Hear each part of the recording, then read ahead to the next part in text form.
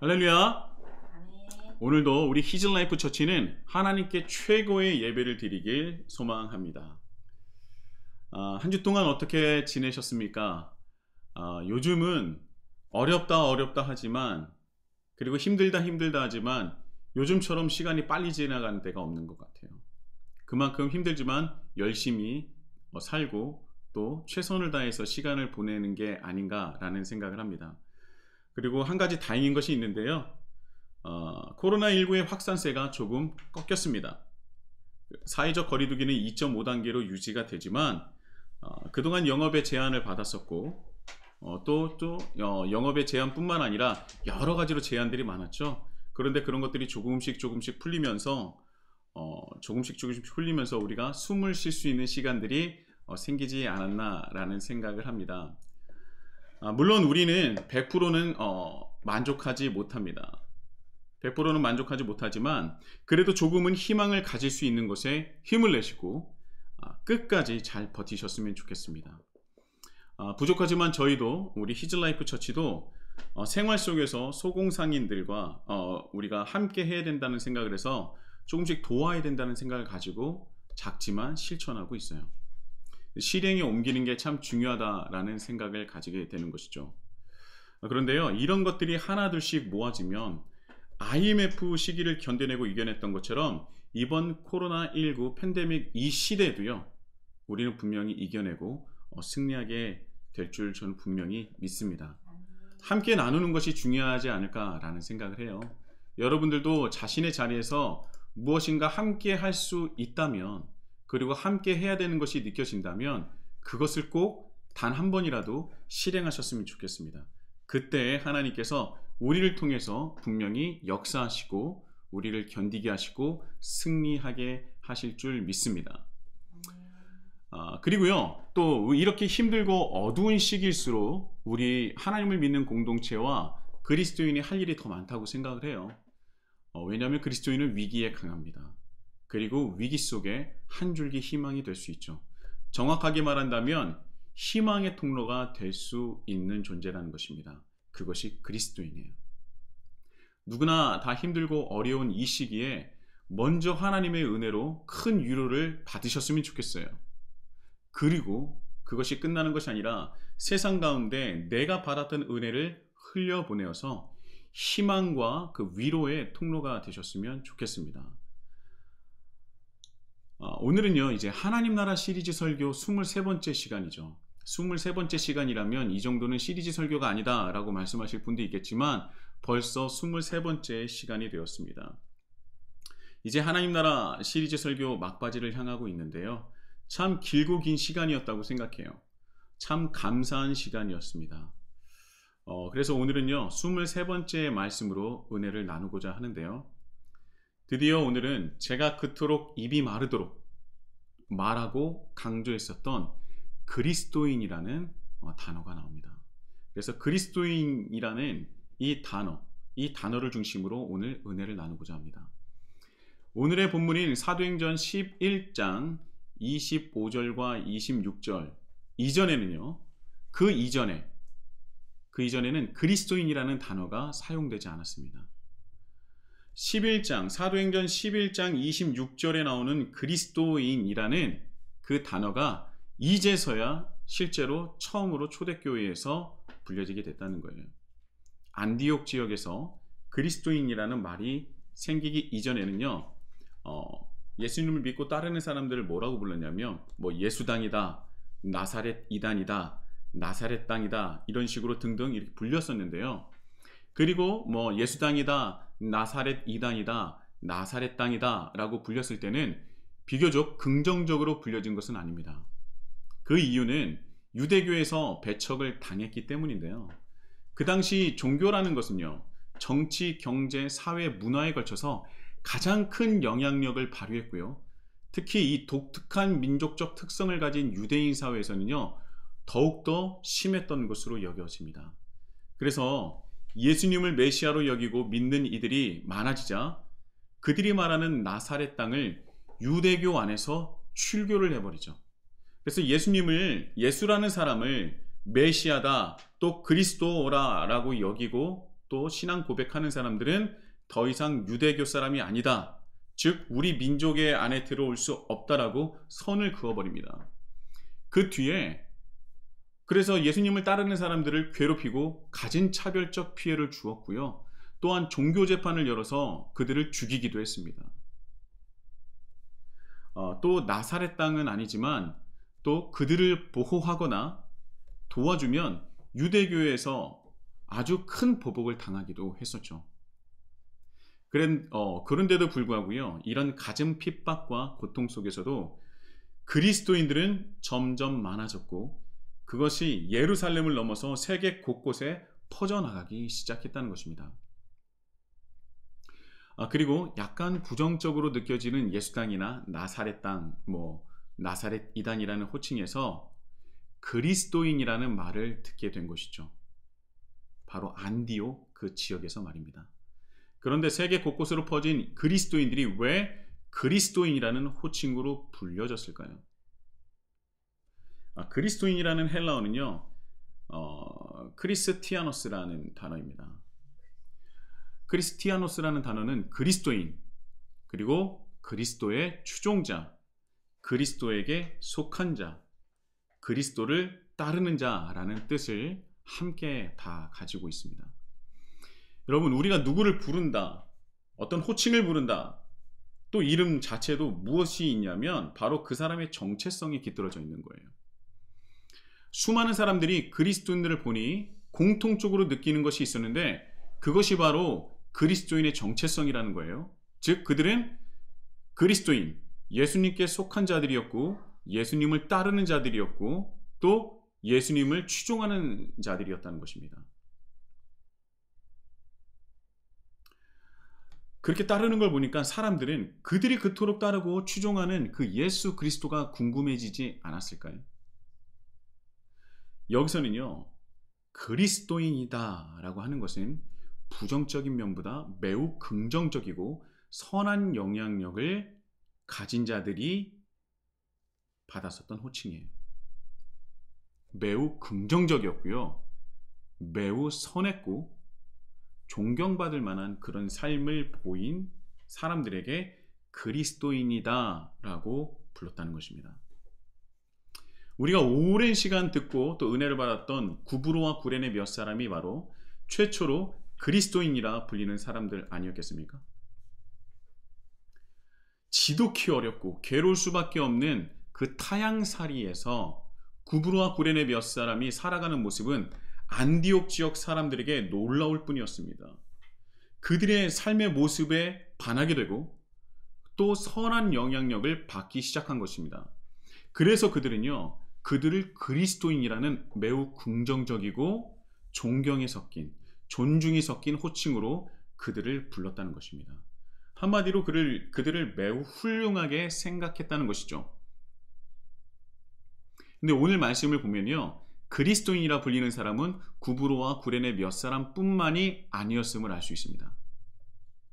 구브로와 구레네 몇 사람이 아니라 그 사람들뿐만 아니라 25절에 나오는 바나바와 사울도 포함이 되겠죠. 그런데 제가 말씀드리고자 하는 사람들은 바로 26절에 있는 큰 무리라고 불리는 사람들입니다. 자, 여기서 나오는 큰 무리는 바로 누구입니까? 사도행전 11장 21절과 24절에 언급된 사람들인데요. 21절입니다. 주의 손이 그들과 함께 하심에 수많은 사람들이 믿고 주께 돌아오더라. 네, 바로 그렇습니다. 구브로와 구레네 몇 사람에게 영향을 받아서 예수님을 영접하고 예수님께 돌아온 자들이었죠. 그런데 거기서 끝이 아니에요. 24절을 제가 다시 한번 봉독해 보겠습니다. 바나바는 착한 사람이요 성령과 믿음이 충만한 사람이라 이에 큰 무리가 주께 더하여 지더라. 자, 먼저 21절과 24절 사이에는 어마어마한 일이 일어나는 것 다 아시죠? 안디옥 지역의 이방인들이 전도되어서 공동체, 교회를 이룬다는 소식을 듣고 예루살렘 교회가 바나바를 파송합니다. 여러분, 예루살렘 교회가 안디옥 지역에 바나바를 파송했다는 것 자체는 기독교 역사에서 빼놓을 수 없을 정도로 굉장히 중요한 사건이라고 제가 이전에 말씀을 드렸었죠. 이전까지 기독교인들은 예수님의 제자들도 포함해서 유대인들에게만 복음을 전했고 더더군다나 예루살렘을 벗어나려고 하지 않았어요. 예수님께서 땅끝까지 이르러 내 증인이 되라 그렇게 말씀을 하셨는데도 불구하고 그들은 유대인들에게만 복음을 전했고 예루살렘을 벗어나지 않았었고요. 벗어난다 하더라도 디아스포라, 즉 세계에 흩어져 있는 유대인들에게만 복음을 전했었던 것입니다. 그래서 아직도 그들이 예수당이라고 나사렛 이단이라고 나사렛 땅이라고 불렸었던 사람들마저도요, 유대인들이 가지고 있었던 독특한 선민 사상에서 벗어나지 못했던 것입니다. 그런데 하나님께서는 사도행전 10장에 베드로가 고넬료에게 임한 성령님을 경험하게 하세요. 또 이어서 사도행전 11장에는 저 이방 땅이었던 안디옥 지역에서 이방인이 주님을 믿고 따른다는 그런 말을 듣게 되는 겁니다. 자, 이전 같았으면 안디옥 지역에서 일어난 일들을 무시했을 가능성도 있어요. 무시하지 않았다 하더라도요, 바나바를 보내는 일과 같은 그런 관심을 보이지는 않았을 것입니다. 그런데 그들도 점점 성장하고 있었던 거예요. 예루살렘 안에 있었던 예수님 제자들을 포함하여 그 안에서 배우고 경험하고 그리스도인이 된 사람들이 그들 또한 점점 성장하고 있었다는 것입니다. 그래서 하나님의 일하심을 느꼈던 거예요. 자기가 알고 경험했었던 유대인들 안에 있는 전통에 갇혀 있는 것이 아니라 지금도 여전히 역동적으로 역사하시는 하나님을 깨닫게 된 것이죠. 그러니까 하나님께서 일하심을 깨닫게 되는 거예요. 한마디로 그들도 그리스도인으로 점점 성장하고 있었다는 것입니다. 그래서 그들은요, 결국 바나바를 보내게 돼요. 구브로와 구레네 몇 사람들을 통해서 하나님을 영접한 사람들과 더 나아가서 큰 무리가 하나님께 돌아오게 하는 놀라운 역사를 경험하게 되는 것입니다. 여러분, 하나님을 믿는다고 해서, 내가 하나님을 믿기 시작했다고 해서, 내가 예수 그리스도를 구주로 영접했다고 해서 갑자기 완벽한 성숙한 그리스도인으로 완성되는 것은 당연히 아닙니다. 멀리 가지 않으셔도 돼요. 예수님의 그 제자들을 보면요, 여전히 유대인에게만 말씀을 전했고 예루살렘을 벗어나지 않았던 것들을 보기만 하더라도 그리스도인이 단번에 완성되는 것은 아니구나 라는 것을 우리는 분명히 알게 될 것입니다. 그래도 우리가 그리스도인이 되어가고 성장하는 것은 불가능한 일이 아닐 것이다 라는 것을 다시 한번 또 우리는 함께 느끼게 되는 것이죠. 자, 그렇다면요, 그리스도인으로, 온전한 그리스도인으로 성장할 수 있는 방법은 무엇입니까? 그것은 오늘 말씀에 나와 있죠. 제가 오늘 말씀을 다시 한번 26절인데요. 25절부터 제가 다시 한번 봉독해 보도록 해보겠습니다. 바나바가 사울을 찾으러 다소에 가서 만남에 안디옥에 데리고 와서 둘이 교회에 1년간 모여 있어 큰 무리를 가르쳤고. 여러분, 공부 좋아하십니까? 여러분, 사람들이 한마음 한뜻이 되어 살아가는 것이 얼마나 어려운지 알고 있어요. 그런데 갑작스럽게 거의 대부분의 사람들이 한마음 한뜻이 될 때가 있습니다. 뭐냐면 공부가 제일 쉬웠어요 라는 말을 들을 때, 이 말을 들으는 즉시 우리는 어떻게 됩니까? 갑자기 학창시절이 떠오르고 굉장히 열받아 하죠. 짜증나지 않습니까? 근데 실제로 저는 공부가 제일 쉬웠어요 라고 하는 사람이 친구 중에 한 명이 있었어요. 저는 정말 친한 친구였지만 그를 보면서 참 많이 짜증을 냈던 것 같습니다. 여러분, 공부가 쉬웠습니까? 쉽지 않았죠. 공부는 쉽지 않습니다. 왜냐하면 우리가 모르는 것을 알아가야 하고, 또 가장 어려운 것은 뭐냐면 하기 싫어도 할 수밖에 없다는 것입니다. 그래서 그 공부가 너무나 힘든 건 아닙니까? 그래서 우리 마음을 어렵게 하는 것이 공부가 아니겠습니까? 근데 공부를 안 하면 우리가 원하는 직장이나 여러 가지를 또 선택하는 폭이 좁아지잖아요. 그래서 우리는 공부를 해야만 합니다. 알아야 살아갈 수 있기 때문이죠. 알아야 일을 할 수 있기 때문입니다. 우리가 직장에 가더라도 그 안에서 또 다르게 배워야 할 것들이 산적해 있죠. 알아야 일을 하고 할 수 있고 알아야 살아갈 수 있기 때문입니다. 그런데요, 여러분, 하나님은요, 우리가 하나님을 믿는다고 하는데 그럼 우리가 하나님을 알아가야지 하나님 뜻대로 살아가는 것 아니겠습니까? 그런데 우리는 하나님을 믿는다고 하면서 하나님을 알아가는, 하나님께서 우리에게 가르쳐 주신 것을 알아가는 그것을 노력하지 않아요. 우리가 뭐 쉽게 말한다면 성경 공부라고 하겠죠. 여러분, 성경 공부를 해야 합니까? 아니면 하지 말아야 합니까? 당연히 제가 해야 된다고 말씀을 드리는 거겠죠. 당연히 해야 돼요. 근데 여기서 성경 공부를 해야 한다는 이 말에도 교회 안에서는요, 굉장히 많은 의견이 분분할 겁니다. 하나님을 알고 인식하는 것까지는요, 그다지 큰 공부가 필요 없어요. 하나님을 아는 것, 그러니까 하나님에 대한 존재를 알고 인식하는 것까지는 그렇게 큰 공부가 필요 없습니다. 왜냐하면 하나님은 우리가 찾는 것이 아니라 하나님이 우리를 먼저 찾으시고 가까이 다가오시기 때문에 우리가 하나님에 대한 존재를 인식하는 것, 하나님이 살아 계시는구나 라는 것은요, 우리가 정말 노력해서야 아는 것이 아니라 이미 우리를 찾아오신 하나님을 만나면 가능한 겁니다. 이미 우리 옆에 계시거든요. 그래서 하나님의 살아계심을 인식하는 것까지는요, 그다지 큰 공부가 필요하지 않아요.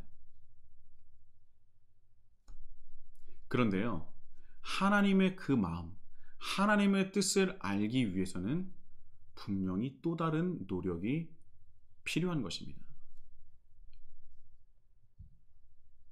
그래서 우리에게 주신 것이 바로 이 성경이라는 것이죠. 성경은요, 하나님의 마음과 하나님의 뜻을 우리가 눈으로 볼 수 있도록 하나님께서 우리에게 주신 선물이에요. 기가 막힌 선물입니다. 이 성경을 보면 어려운 부분도 있고요, 이해하지 못하는 부분도 있습니다. 그래서 우리는 이해하지 못한 부분이 있다면 과감히 지나가죠. 물론 성경을 모두 다 알 수는 없지만 저도 그러지 못하죠. 다 알지는 못합니다. 그래서 우리는 알지 못하기 때문에 하나님의 말씀을, 하나님의 뜻을 깨닫기 위해서 공부하고 또 공부할 수밖에 없는 것이죠. 우리가 하나님을 100% 다 알고 그 뜻을 우리의 작은 그릇으로 담을 수는 없습니다. 그런데 성경을 우리에게 주신 이유는 다시 한번 생각해 봐야 돼요. 하나님께서 스스로 성경에 하나님의 그 자신을 담으신 것입니다.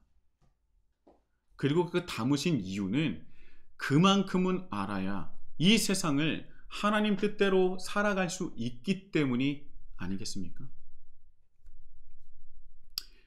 이 성경 또한 하나님을 다 담지는 못할 것입니다.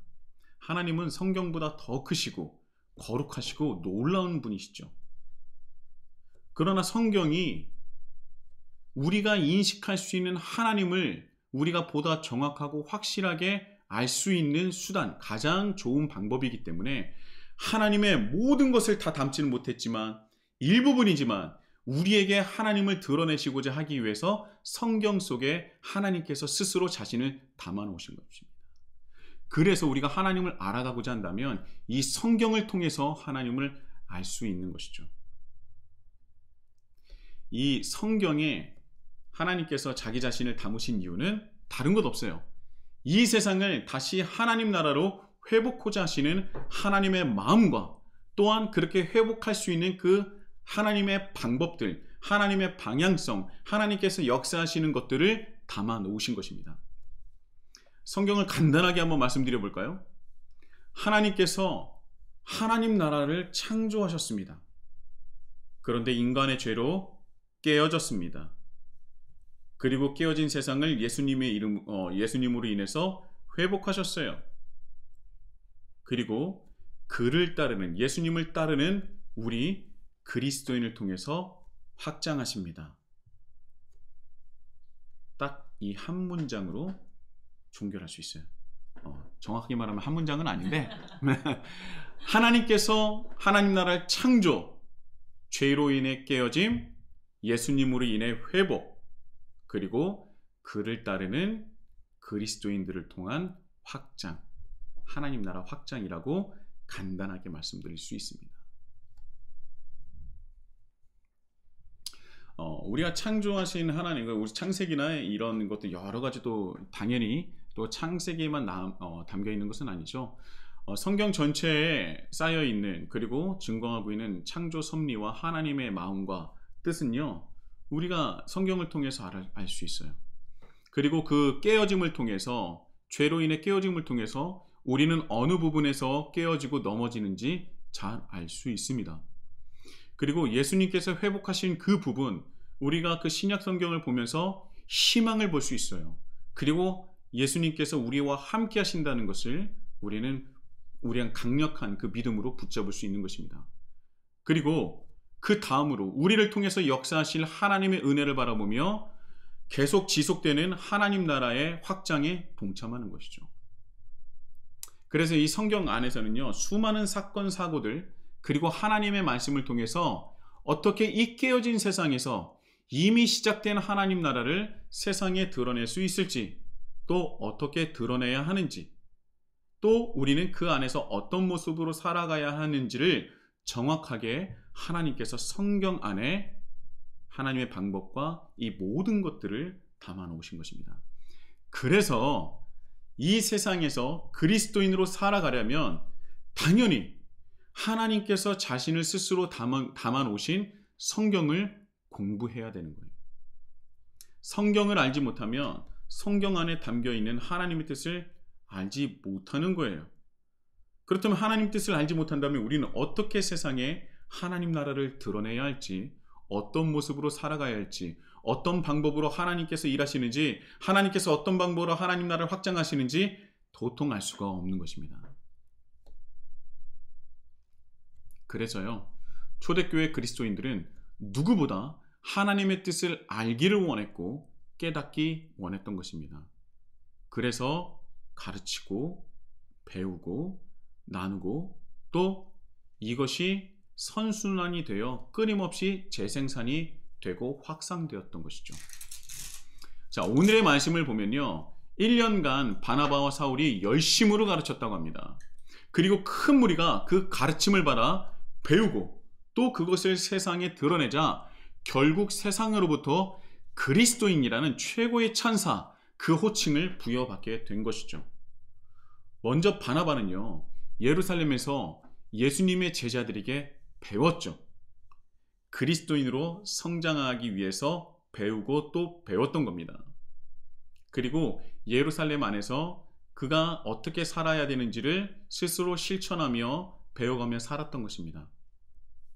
그래서 그가 안디옥 지역에 파송되어서 사울과 함께 그 믿음의 선순환에 동참한 것이죠. 보고 배운 것을 나누는 것. 하나님을 알고자 하는 사람들의 디딤돌이 되어지는 것. 어떤 분이 이럴 것입니다. 바나바는 몰라도 사울은 제자들에게 가르침을 받지 못한 것이 아니냐. 여러분, 이 사울이라는 사람은 누구보다도 하나님의 말씀에 정통한 사람이었어요. 율법으로는 흠이 없었던 사람이라고 하지 않습니까? 사울은요, 하나님에 대한 지식은 누구보다도 뛰어났습니다. 그런데 그가 추구하는 방향성이 하나님과 달랐던 것뿐이에요. 그래서 이 사울이 다메섹 도상에서 예수님을 만나고 예수님이 그리스도이심을, 메시아이심을 경험하고 나니 이제 모든 말씀이 예수님을 향하고 있고 예수님을 증명하고 있다는 것을 알게 된 것입니다. 그래서 이전에 있었던 지식의 방향성이 올바로 잡히게 된 것이죠.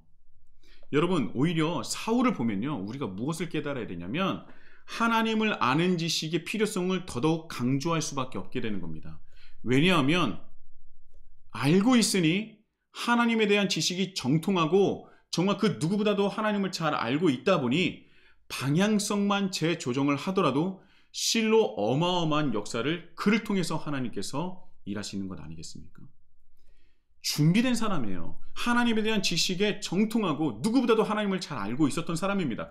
알고 있었더니 방향성을 약간 재조정을 하니까 그를 통해서 하나님께서 어마어마한 역사를 하시더라는 겁니다. 하나님을 알아야 돼요. 여러분, 이 클래식 음악은요, 아는 만큼 들린다라는 말이 있습니다. 내가 오늘 클래식의 어떤 그 연주를 들으려고 해요. 그런데 그 연주에 하는 연주하는 그 음악에 대해서 선 지식이 있으면 그 연주를 들을 때 큰 감명을 받고요. 2시간에서 3시간의 시간이 정말 짧게 느껴지는 반면, 내가 들으려고 하는 그 연주에 대해서 잘 알지 못하면요, 세상 그렇게 졸리고 지루한 시간이 아닐 수 없습니다. 이거는 제 경험담이기 때문에 그래요. 제가 그래서 클래식을 잘 들으려고 안 합니다. 제가 아는 것만 듣는 거죠. 제가 학창시절에 세계 4대 오케스트라라고 불리는 뉴욕 필하모닉 오케스트라가 내한한 적이 있었어요. 그때 베토벤의 9 심포니를 연주한 적이 있었는데요. 전곡을 다 하진 않았던 것으로 기억합니다. 저는 근데 중간에 졸기도 하고 이래서 잘 듣지 못했어요. 그런데 그 연주를 함께 들었었던 분이 있는데 그분이 이렇게 설명하더라고요. 오케스트라 위에 베토벤의 얼굴이 이렇게 뚝 떠올랐대요. 그게 실제인지는 저는 잘 모르겠는데 나오자마자 막 입에 침을 마르게 그렇게 칭찬하더라고요. 한 사람은 똑같은 돈을 주고 그 연주를 들었지만 한 사람은 그 2시간, 3시간이 너무 지겹고 졸려서 꾸벅꾸벅 졸았지만 어떤 한 사람은 그 9 심포니 그리고 또 베토벤에서 알고 있으니까 정말 그 오케스트라 위에서 베토벤의 그 얼굴이 작곡하는 그 모습이 막 떠올랐다는 거예요. 세상에. 믿거나 말거나. 저는요, 뉴욕 필이든 어떤 오케스트라가 와도 제가 그 정도까지 그 베토벤이 작곡하는 그 모습이 붕 뜨는 정도로까지 볼 수 있는 경지까지 이를지는 모르겠습니다. 불가능할 수도 있어요. 왜냐하면 저는 베토벤을 그다지 잘 알지 못하고요. 9 심포니도 깊숙하게 알지 못합니다. 베토벤, 슈베르트, 하이든, 바흐 등등 그저 남들이 아는 정도만 알고 있기 때문에 제가 들을 정도면 여러분도 들을 정도가 되는 거예요.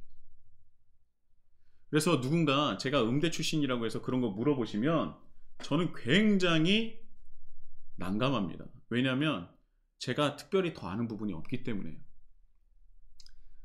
잘 몰라서 잘 못 듣습니다. 그래서 잘 안 듣게 돼요. 사람이 작곡한 음악도 알아야 제대로 듣고 볼 수 있을진데 하물며 이 세상 그 어떤 것보다 뛰어나시며 높으신 분을 담은 그 성경을 공부하지 않고 알지도 못한다면 어떻게 하나님을 알면서 따를 수 있겠습니까? 그래서 하나님을 잘 모르게 돼서 하나님의 음성을 못 듣게 되고 그래서 하나님의 말씀을 잘 안 보게 되는 거예요.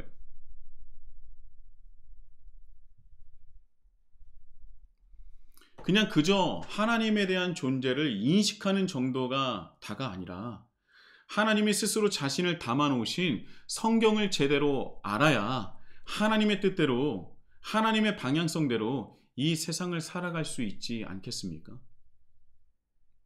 우리는 하나님을 알아야 그리고 하나님의 뜻을 깨달아야 그리스도인으로 살아갈 수 있는 것입니다. 그저 우리의 신앙이 추상적이고 남들이 다 아는 정도로만 멈춰져 있다면 우리는 세상에서 왜곡된 그리스도인으로 비춰질 수밖에 없어요. 안디옥 교회에서 안디옥 지역이죠. 정확히 말한다면 안디옥 지역에서 그리스도인은요, 세상 사람들이 부러워하고 또 존경하며 함께 하고 싶은 존재였습니다.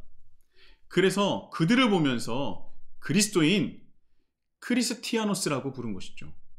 이 한마디 호칭이 이 모든 것을 다 증명하고 있는 거예요. 그들이 어떻게 하나님을 알아가려고 노력했는지, 어떻게 하나님의 뜻을 분별하려고 했는지, 하나님의 뜻을 깨닫기 위해서 얼마나 성경을 가지고 씨름을 했는지, 그리고 그 깨달은 것으로 세상에 하나님을 드러냈는지, 그리스도인이라는 호칭으로 이 모든 노력, 치열한 자신과의 싸움, 하나님 나라의 확장, 하나님의 기쁨, 이 모든 것이 그리스도인이라는 이 한마디 호칭에 다 녹아져 있는 것입니다. 여러분, 우리는 세상에 어떤 그리스도인으로 비춰지고 있고 불려지고 있습니까? 우리는 하나님의 뜻을 깨닫고자 노력하고는 있습니까? 아직도 신앙생활이라고 얘기하면 내가 그저 몇 년간 신앙생활을 하고 있는지, 내가 새벽 기도를 몇 년 동안 빠짐없이 드리고 있는지, 내가 얼마나 많은 예배를 드리고 있는지, 그것이 신앙의 전부라고 말하고 있지는 않습니까? 우리 하나님의 뜻을 깨닫기 위해서 정말 성경을 보고 또 보며 묵상하고 또 묵상하고 있습니까? 성경에 나와 있는 대로 살고자 치열하게 노력하며 살아가고 계십니까? 아니면 그저 성경 속의 인물에 대해서 감탄하고 그들이니까 그게 가능하다라고 생각만 하고 있는 것은 아닙니까? 나는 연약하고 부족하기에 감히 바나바와 사울 같은 삶을 살 수 없어, 나는 죄인이기에 어쩔 수 없어라고 합리화하고 있지는 않습니까? 여러분 기억하세요. 바나바와 사울도 우리와 똑같은 죄인입니다. 그는 우리보다 더 나은 것이 없어요. 바울은 스스로 자신이 괴수 중에 괴수라고 얘기하지 않습니까? 그만큼 자신을 스스로 돌아봤을 때 죄인일 수밖에 없는 자기 스스로를 돌아보는 거예요. 그런데 우리와 다른 것은 무엇이냐면요, 그들이 괴수 중에 괴수로서 멈추고자 합리하고자 자리에 주저앉지는 않았다는 것입니다. 죄인으로서 멈춘 것이 아니라 죄인으로서 하나님에게 그 크신 은혜를 받았기에 그 받은 은혜를 세상에 하나님의 방법대로 뜻대로 드러내고자 노력한 사람들이라는 것입니다. 하나님을 아는 지식으로 말이죠. 우리는요, 하나님을 성경을 통해서 알 수밖에 없습니다. 성경을 통해서 하나님을 알고 인식하도록, 그리고 하나님의 뜻을 깨닫기 위해서 그것을 원하셔서 우리에게 하나님께서 스스로 성경에 자신을 담아 놓으신 거예요. 그리고요, 우리가 정말 기억해야 되는 것은 무엇이냐면 하나님을 아는 것으로 끝나면 안 돼요. 그것을 세상에 드러내야 됩니다. 그래서 우리는요, 21세기를 살아가는 우리가 2000년 전에 안디옥 지역 사람들이 그 큰 무리와 그리고 구브로와 구레네 몇 사람, 바나바와 그리고 사울, 이 사람들을 보면서 그들은 과연 그리스도인이다 라고 불렀던 것처럼 지금 이 깨어진 그리고 어둡고 너무나 어두운 이 시기에 세상 스님들이 우리를 그런 호칭으로 다시 불러야 한다는 것입니다. 여러분, 개독교라는 말 많이 듣지 않습니까? 입에 담지 못할 그런 호칭이 아니라 우리를 바라보면서 하나님이 살아계심을 느껴야 하고요, 우리 교회를 보며 우리 히즐라이프를 보면서 세상이 부러워해야 돼요. 또 우리를 존경하며 사랑할 수 있도록, 그런 사람이 되도록, 그런 그리스도인이 되도록 우리가 먼저 노력해야 한다는 것입니다. 그 방법은요, 오직 성경을 배우고 또 배워서 또 배운 대로 살아가는 것뿐임을 우리는 잊지 말아야 할 것입니다. 여러분, 우리는 지금 어떤 호칭으로 불리며 세상을 살아가고 있습니까? 여러분, 우리가 그리스도인으로 불려지기에 부족함이 있다면 온전한 그리스도인으로 성장할 수 있도록 하나님의 말씀을 가까이 하시며 하나님의 뜻을 이 성경을 통해서 깨달으시고 지속적으로 성장하시며 은혜의 선순환을 이루시는 우리 히즐라이프 처치가 되기를 예수님의 이름으로 축복합니다.